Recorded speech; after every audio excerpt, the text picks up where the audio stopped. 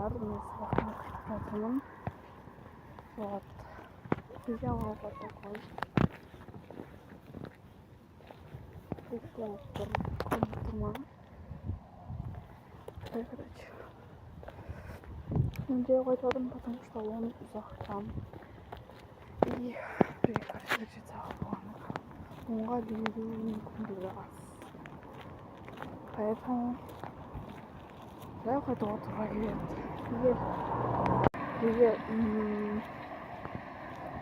күтейін десем онда бір 15-20 либо 20-25 минут күту керек. Ал мен ол уақытта үйде боламын. Короче, мен үйге почти жетіп қалдым, но әлі бар. 45 жақтан өтемін қазір. 3-тен 2 бөлігін жүрдім ғой, короче. Қазір көрсем сендерге. Көрсенім. Короче, у нас вот такой пульсы. Ана ойын келе тұр ғой. Сол жерде мен жайып жүргім керек. Короче, мен асыға кетіп бара жатырмын. И вот, мен қараңдар. Суық болып тұр. Жаңбыр далап жауып жатыр.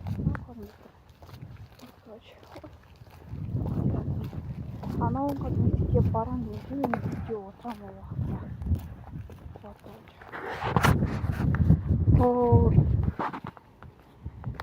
Короче, сол. Мен негізі осындай погодаға жақсы көремін, жаңбырлы, қарлы.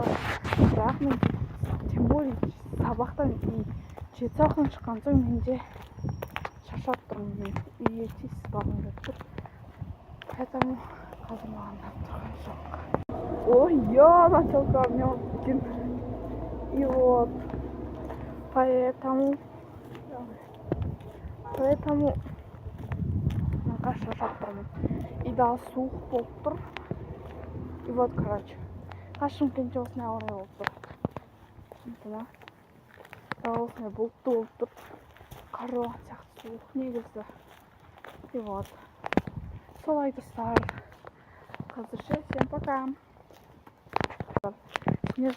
Сендер тұратын жерде қалада ауа райы қандай болып тұр. Кстати, қараңдар, кейде өте әдемі көрініс ашылып. Өте әдемі, я? Солай достар.